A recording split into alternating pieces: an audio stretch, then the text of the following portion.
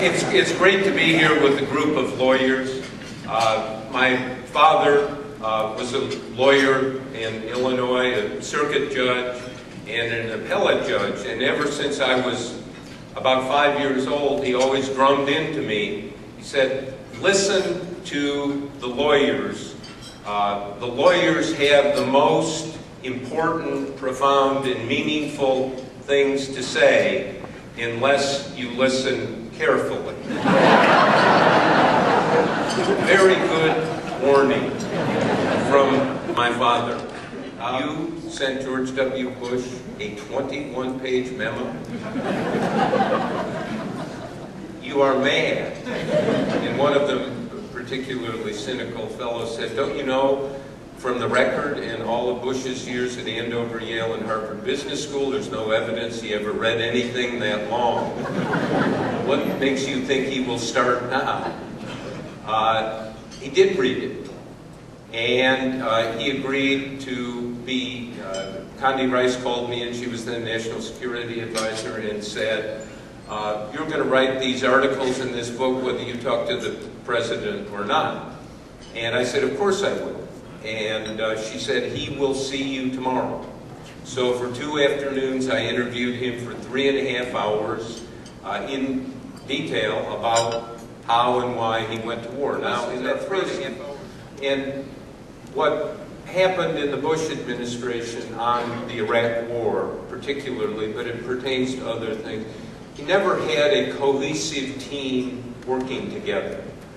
In the first term, Rumsfeld and Powell were always fighting. Rumsfeld would not return the National Security Advisor's telephone calls. There was a level of hostility, backbiting, infighting that rendered it almost dysfunctional. And there was never a sense of a group of people working on the same problem.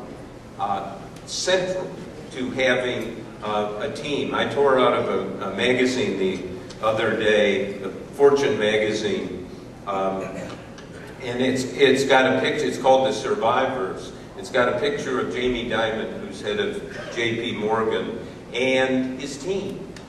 And what struck me about this, there was never a magazine cover that was run on the Bush administration showing a team.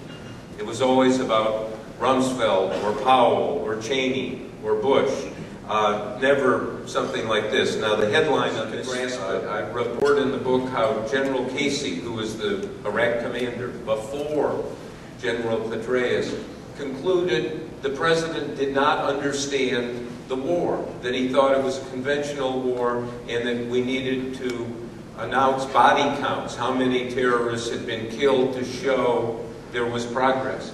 I asked the president in detail about this, and he said to me, astonishing, this is the sitting commander-in-chief 5-6 months ago in the Oval Office. I said that General Casey didn't think you understood the war, and he literally said, our commanders on the ground are loath to talk about their battlefield successes. In other words, a direct shot at the commanders on the ground. He said, Bush never had, I'm deciding to go to war in Iraq. I asked him, what was his father's advice? And he said, well, he never talked to his father, who was George Herbert Walker Bush, the president who went to war with Saddam Hussein in the first Gulf War. I was incredulous. Didn't ask your father? We spent 10 minutes going round and round on this. I said, didn't you just say, gee, Dad, what do you think?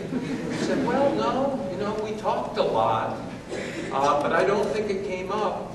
And then he said, maybe we can call him and see if he remembers. I didn't want to break the cadence of the interview and have his father get on the phone and say, you are talking to who?